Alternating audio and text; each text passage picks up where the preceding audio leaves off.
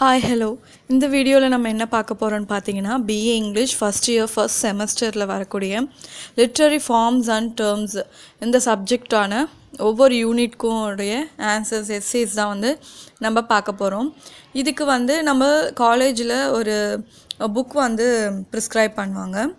So அந்த book வந்து yellow colour outer cover பார்க்க இப்படி தான் இருக்கும். கேஆர் ராமச்சந்திரன் நாயர் ரைட் பண்ணது, எமரால்டு பப்ளிஷர்ஸ். இந்த புக் தான் வந்து ரெக்கமெண்ட் பண்ணுவாங்க. இதில் வந்து ஆக்சுவலி கண்டென்ட் பேஜில் 8 சாப்டர்ஸ் தான் இருக்கும்.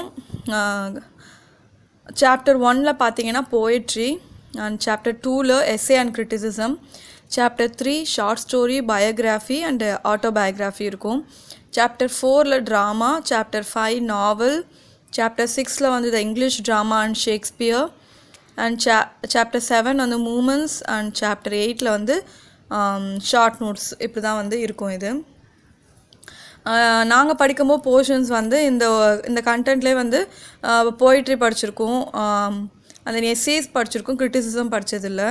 அதுமாரி short story, biography and autobiography மூணுமே படிச்சிருக்கோம், ட்ராமா நாவல் படிச்சிருக்கோம்.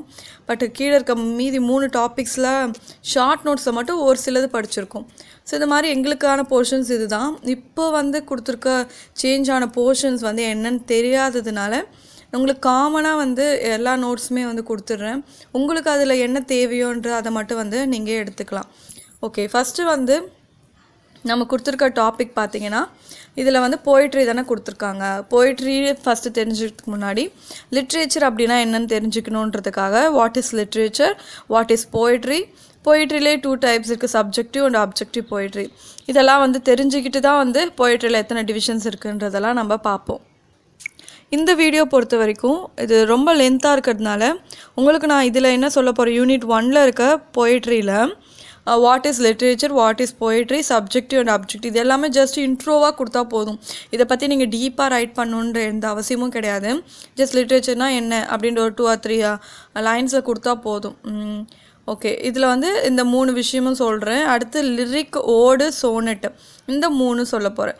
மீதி இருக்க 6 வந்து நெக்ஸ்ட் வீடியோவில் பார்க்கலாம். ஏன்னா ரொம்ப லென்த்தாக போகுது வீடியோ, அதனால்.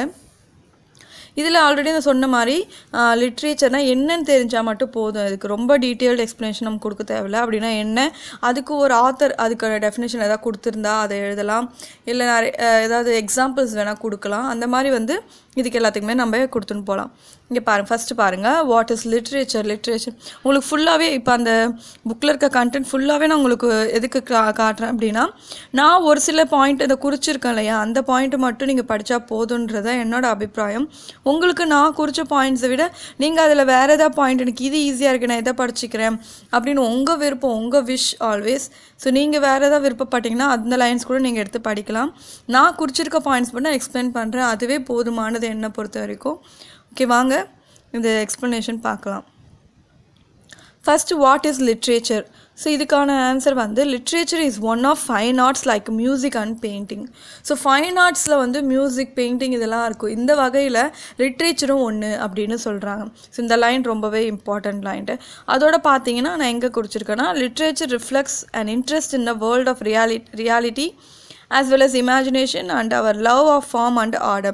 ஸோ இதில் வந்து என்ன சொல்கிறாங்கன்னா, ஸோ லிட்ரேச்சர்ன்றது ரியாலிட்டியில், வேர்ல்டில் ரியாலிட்டியில் என்ன நடக்குதோ, என்ன விஷயங்கள் நடக்குதோ அந்த விஷயங்களும் போய்ட்ரியில் சொல்லப்படும். அது மட்டும் இல்லாமல் இமேஜினேஷன், கற்பனை கதைகளையும் வந்து அதில் சொல்லுவாங்க. ஸோ இதை மாதிரி தான். அண்ட் தென் லவ், அதுக்கான விஷயங்கள் எல்லாமே வந்து போய்ட்ரியில் எல்லாமே கலந்தது தான் அப்படின்னு லிட்ரேச்சர் அப்படின்னு சொல்கிறாங்க. ஓகே, நெக்ஸ்ட் இதில் இப்போ என்ன கொடுத்துருக்கேன்னா, மேத்யூ ஆர்னால்ட் வந்து லிட்ரேச்சர்னால் என்னன்னு சொல்லி டிஃபைன் பண்ணியிருக்கார். ஸோ அதை பார்ப்போம். லிட்ரேச்சர்ன்றது கிரிட்டிசிசம் ஆஃப் லைஃப் அப்படின்னு சொல்கிறார். ஒரு லிட்ரேச்சர்ன்றது என்ன அப்படின்னா, நம்ம லைஃப்பில் நடக்கிற நல்லது கெட்டது எல்லா விஷயங்களையும் நமக்கு எடுத்து சொல்கிறது தான் லிட்ரேச்சர் அப்படின்னா அதுக்கு ஒரு சூப்பரான டெஃபினேஷனும் அவர் கொடுத்துருக்காரு. ஒரு நல்ல லிட்ரேச்சர் அப்படின்னா அதில் 4 டிஸ்டிங்க்ட் எலமெண்ட்ஸ் இருக்கணும்னு சொல்கிறார். ஒன்று இன்டெலெக்சுவல் எலமெண்ட் இருக்கணும், அதில் எமோஷனல் எலமெண்ட் கண்டிப்பாக இருக்கணும், கொஞ்சம் இமேஜினேஷன், ஃபேன்சினஸ் எல்லாம் ஆட் பண்ணியிருக்கணும், அந்த காம்போசிஷன் எப்படி அதை வடிவமைக்கிறாங்கன்ற ஸ்டைல், டெக்னிக்கல் எலமெண்ட் எல்லாமே ப்ராப்பராக இருக்கணும். லிட்ரேச்சரை பொறுத்த வரைக்கும் இதில் எல்லா விஷயமும் இருந்தால் தான் அது ஒரு ப்ராப்பர் லிட்ரேச்சராகவே இருக்கும் அப்படின்னு லிட்ரேச்சருக்கான டெஃபினேஷன். இதுவே போதுமானது. புக்கில் இன்னமும் நிறைய இருக்குது. நான் இது ஓகே இது போதுன்றதுனால இது மட்டுமே கொடுத்துருக்கேன்.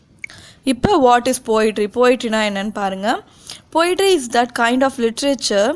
ஸோ போயிட்ரின்றது is a kind of literature. லிட்ரேச்சருக்குள்ளே இருக்கிற ஒரு கைண்ட்ஸ் தான் வந்து போயிட்ரி. ஓகே, இதில் என்ன இருக்கும் அப்படின்னா இமேஜினேஷன். போயிட்ரினாலே பாருங்கள் இமேஜினேஷன்ஸ் இருக்கும், எமோஷன்ஸ் இருக்கும், ஃபேன்சி தான் ப்ரீடாமினேட் பண்ணும். ஃபேன்சினஸ் தான், இல்லாத ஒரு விஷயம் இருக்குன்ற இமேஜினேஷன் கொடுக்கறது, அந்த மாதிரி விஷயங்கள்லாம் இதில் அதிகமாக இருக்கும்னு சொல்கிறாங்க. மோஸ்ட்லி ஒரு போயிட்ரின்னு எடுத்திங்கன்னா it was generally in a verse form. எப்படி பாட்டு வரிகள், சினிமா பாடல் வரிகள்லாம் பார்த்துருக்கீங்க இல்லையா, அந்த மாதிரி வடிவில் தான் வந்து எழுதியிருப்பாங்க. ஸோ இதுக்கான ஒரு மீட்டர் இருக்கும், கரெக்டான மீட்டர் இருக்கும், மீட்டர் யூஸ் பண்ணி எழுதுவாங்க. ரிதம் இருக்கும், ரைம் ஸ்கீம் யூஸ் பண்ணுவாங்க, அதோட மெஷர் பண்ணுவாங்க, கரெக்டான லென்த்து, ஒவ்வொரு லைனில் எத்தனை வார்த்தைகள் இருக்கணும், எத்தனை ஒரு ஸ்டான்ஸால் எத்தனை லைன்ஸ் இருக்கணும்னு எல்லாமே வந்து அவங்க கரெக்டாக ப்ராப்பராக ப்ரெசென்ட் பண்ணுவாங்க. இதுதான் வந்து போயம், எல்லா போயமும் இப்படி இருக்கும். ஸோ ஃபார் கார்லைலி போயிட்ரி, ஸோ ஒவ்வொருத்தவங்க போயிட்ரி எப்படி இருக்குன்றத சொல்லியிருக்காங்க பாருங்கள். கார்லைலி அவர் போயிட்ரி வந்து மியூசிக்கல் தாட்டாகவே இருக்கும் ஃபுல்லாகவே. ஷெல்லியோடது எப்படி இருக்குன்னா ஃபுல்லாகவே இமேஜினேஷன் எக்ஸ்ப்ரெஷன் பண்ணுற மாதிரி இருக்கும். நெக்ஸ்ட்டு கால்ட்ரிட்ஜ் பாருங்கள், அவரோடது போயிட்ரி எப்படி இருக்குன்னா ஆன்டிதீசிஸ் ஆஃப் சயின்ஸ். ஒவ்வொருத்தவங்களும் ஒவ்வொரு வே ஆஃப் ஸ்டைல். இப்போ போயிட்ரின்னு ஒரு டாபிக் கொடுத்தாச்சு, ஒவ்வொருத்தவங்களும் ஒவ்வொரு விதமாக அதை யோசிப்பீங்க இல்லையா, அது மாதிரி ஒவ்வொரு ரைட்டர்ஸ்க்கும் ஒவ்வொரு தாட்ஸ் இருக்குது. போயிட்ரி எப்படி அவங்க எப்படி வே ஆஃப் ஸ்டைலில் ரைட் பண்ணுறாங்கன்னு. நெக்ஸ்ட் வேர்ட்ஸ்வொர்த் பாருங்கள், அவர் என்ன சொல்கிறாருன்னா டிஃபைன் பண்ணியிருக்காரு போயிட்ரினா the breath and final spirit of all knowledge.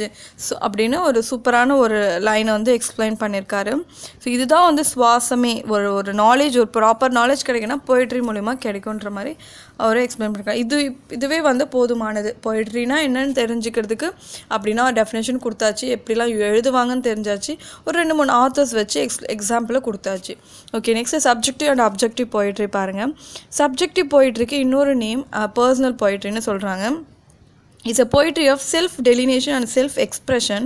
In this kind of poetry, we find mostly the poet's own feelings and thoughts given expression in a lyrical manner. So, இதில் நம்ம டாப்பிக்கே தெரிஞ்சிச்சு. Personal poetry அப்படின்னா ஒரு ஆத்தரோட அவர் என்ன நினைக்கிறாரு, அவருடைய own feelings என்ன, அவரோட தாட் என்னன்றதை அப்படியே டிட்டோவாக கொடுக்கறது தான் வந்து சப்ஜெக்டிவ் போயிட்ரி. அப்போ இதோடைய ஆப்போசிட் தான் அப்ஜெக்டிவ் போயிட்ரியாக இருக்கணும். அப்படின்னா என்னது, அவருடைய ஓன் விஷயம் இல்லாமல் வெளியே வேர்ல்டு அவுட் சைடு என்ன விஷயங்கள் இருக்குது அதை வந்து அவர் அதில் வந்து எப்படி அதை பார்க்குறாருன்ற எல்லா விஷயமும் அவர் சொல்கிறது தான். ஓகே, சப்ஜெக்டிவ் போயிட்ரி அப்ஜெக்டிவ் போயிட்னா ஜஸ்ட் அப்படின்னா என்னன்னு மட்டும் தெரிஞ்சுக்கிட்டா போதும். ஸோ அதுக்கான எக்ஸ்பிளேஷன் மட்டும்தான் நான் கொடுத்துருக்கேன். நெக்ஸ்ட் வந்து லிரிக் பார்க்கலாம். ஸோ இதில் ஒவ்வொரு இருக்குது. இப்போ லிரிக் அப்படின்னா என்ன, நம்ம போயிட்ரினா என்னென்னு பார்த்தோம், போயிட்ரி டிவிஷன்ஸ் பார்த்தோம். இது என்ன லிரிக் அப்படின்னா போயிட்ரியில் எழுதுகிற விதம் நிறையவே இருக்குது. லிரிக் அப்படின்னா என்ன அப்படின்னு தெரிஞ்சுக்கோங்க ஃபஸ்ட்டு. இது வந்து is a most delightful and pleasing form of poetry. It is generally subjective. இது வந்து எப்படி இருக்குமோ மோஸ்ட் டிலைட்ஃபுல், ரொம்பவே வந்து இனிமையாகவும் ரொம்ப கேட்கவே வந்து அவ்வளோ சூப்பராக இருக்கும்னு சொல்கிறாங்க இந்த லிரிக்கல் போயிட்ரின்றது. இது வந்து சப்ஜெக்டிவாக தான் இருக்குன்றாங்க. சப்ஜெக்டிவ்னா என்னென்னு பார்த்தோம். சப்ஜெக்டிவ் போயிட்ரினா பர்சனல், அவங்களோட பர்சனல் ஓன் ஃபீலிங்ஸ் அண்ட் தாட்ஸை தான் வந்து ஆத்தர்ஸ் வந்து ரைட் பண்ணுவாங்க. அதுக்கு தான் மோஸ்ட்லி இந்த லிரிக்கல் போயிட்ரியை யூஸ் பண்ணுவாங்க. ஸோ லிரிக் அப்படின்னா என்னென்னு பாருங்கள். A lyric is defined as a poem that expresses a single emotion. Over elaboration of emotion result in a loss of effectiveness. So lyric is generally short. In a lyric, the quality of emotion is important.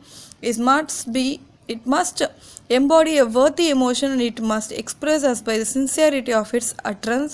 The language and imagery of a lyric must be characterized by beauty, propriety and harmony. என்ன சொல்கிறாங்க, லிரிக்கில் வந்து ஒரு single emotions தான் இருக்குமா, ஒரு சின்ன ஒரு எமோஷன்ஸை வச்சு தான் பேஸ் பண்ணி இருக்கும். நிறைய விஷயங்கள் எதுவும் கலக்க மாட்டாங்க. இது ரொம்ப லிரிக்ன்ற ஒரு விஷயம் வந்து நார்மல் ஒரு சில போயம்ஸ்லாம் லாங்காக லென்த்தாக போகும். இது அப்படி கிடையாது. இது ரொம்பவே ஷார்ட்டாக இருக்கும். எமோஷனுக்கு மட்டும்தான் ரொம்ப இம்பார்ட்டன்ஸ் கொடுப்பாங்க. அது லவ்வாக இருக்கட்டும், இதில் வாட் எவர் இட் இஸ் எதுவாக இருக்கட்டும், அந்த எமோஷனுக்கு ரொம்ப இம்பார்ட்டன்ஸ் கொடுத்து எழுதுவாங்க. லாங்குவேஜும் இமேஜரி அதில் யூஸ் பண்ணுற விஷயங்கள் எல்லாமே ரொம்பவே வந்து இந்த மியூசிக்கலாக வந்து யூஸ் பண்ணுவாங்க. ஸோ லிரிக் அப்படின்னாலே மியூசிக் தான். ஓகேவா? ஓகே, அடுத்து வந்து இந்த மாதிரி கைண்ட் ஆஃப் லிரிக் போய்ட்டில் எழுதுறதுல வந்து யார் நிறைய எக்ஸ்பீரியன்ஸ் இருக்குதுன்னு பார்த்தீங்கன்னா, the reader finds is experience இந்த poetry of Keats, Shelley and metaphysical போயட்ஸான டன் அண்ட் மார்வெல். இவங்க எல்லார் போயமும் இந்த மாதிரி தான் லிரிக்கலாக இருக்கும்னு சொல்கிறாங்க. ஓகே, எட்கர் ஆலன் போ இவர் என்ன சொல்கிறாருன்னு பாருங்கள். A long poem does not exist. This is true of a lyric. ஒரு பெரிய போயமாக இருந்தால் ஈவன் யாருக்காக இருந்தாலும் சரி ரொம்ப போர் அடிச்சிடும் இல்லையா சீக்கிரத்தில். ஸோ ரொம்ப ஷார்ட்டாக இருக்கணும். This is a true of a lyric. லாங்காக இருக்காது. அது உண்மையாக வந்து ஒரு சின்ன விஷயத்தை என்னவோ ஒரு இன்சிடெண்ட்டாக கரெக்டாக சொல்கிறது அதோடைய எமோஷனு, அதுதான் லிரிக்குன்ற மாதிரி ஒரு எக்ஸ்ப்ளனேஷன் கொடுக்குறாரு. ஸோ லிரிக்கில் வந்து ஒரு 3 parts இருக்குது. அப்படின்னா அந்த இதில் பாருங்கள், structurally lyric can be divided into 3 parts கொடுத்துருக்கேன். அந்த மோட்டிவ், ஸ்டேட்மெண்ட், கன்க்ளூஷன் அந்த இதை மட்டும் பாயிண்ட் போட்டு ஸ்டார் போட்டு எழுதினா போதும். நீங்கள் ரொம்ப லென்த்தாலாம் எழுதிட்டு போக தேவையில்லை. ஓகே, அப்போ மோட்டிவ், ஸ்டேட்மெண்ட், கன்க்ளூஷன். ஒரு எதுக்காக அந்த லிரிக் எழுதுறோன்ற ஒரு மோட்டிவ் இருக்கணும்.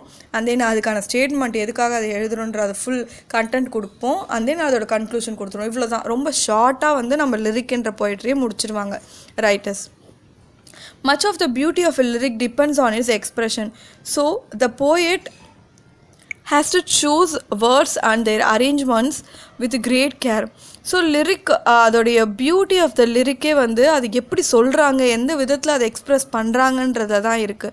ஸோ போயட் வந்து இந்த லிரிக் போய்ட்ரி எழுதுகிற எல்லா ஆத்தர்ஸுமே ரொம்பவே கேர்ஃபுல்லாக வந்து ஒரு வேர்டு அந்த அதோடைய அரேஞ்ச்மெண்ட்ஸ் எப்படி அது வேர்டு அரேஞ்ச் பண்ணியிருக்காங்க எல்லாமே பார்த்து பார்த்து பண்ணுவாங்கன்னு சொல்கிறாங்க. ஓகே, நெக்ஸ்ட் ஓட் பாருங்கள். ஓட் இது வந்து போய்ட்ரியில் ஒரு வகை. ஓடு எழுதுகிறவங்க நிறைய போயிட்ஸ் இருக்காங்க. ஓட் அப்படின்னா என்னன்றதை ஃபஸ்ட்டு தெரிஞ்சுப்போம். Rhymed lyric often in the form of an address, generally dignified or exalted in a subject, feeling and style. இது எப்படி இருக்குன்னா ஒருத்தவங்கள அட்ரஸ் பண்ணுற மாதிரி.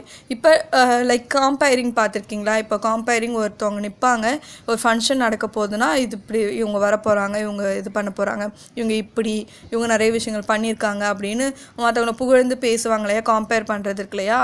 Is like a same like a word.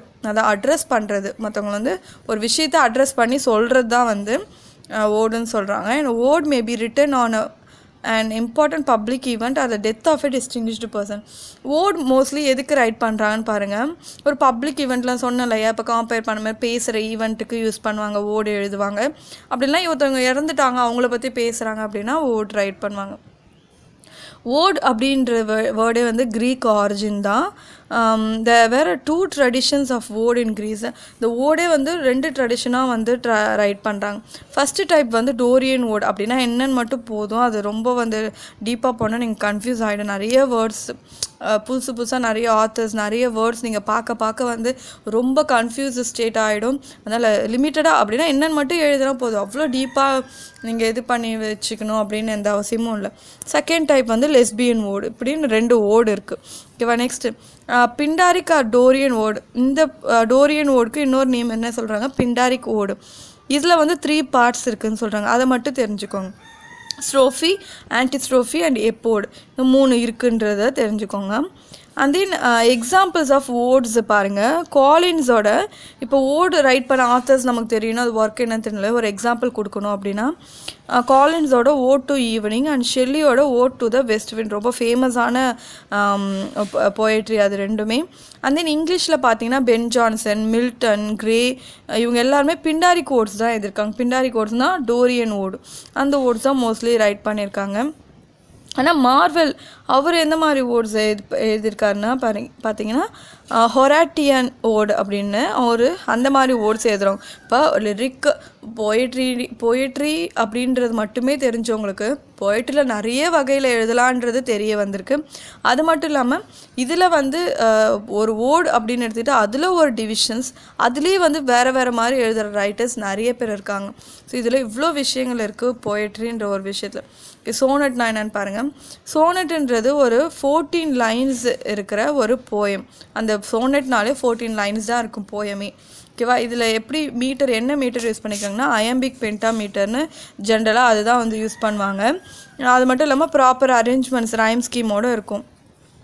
Sonnet வந்து ஃபஸ்ட்டு எங்கே எழுதுனாங்க, இந்த 14 line எழுதி இது ஒரு போயம்னு இது வந்து ரொம்ப ஃபேமஸ் ஆக்குறது எங்கன்னா இட்டாலியில் தான்.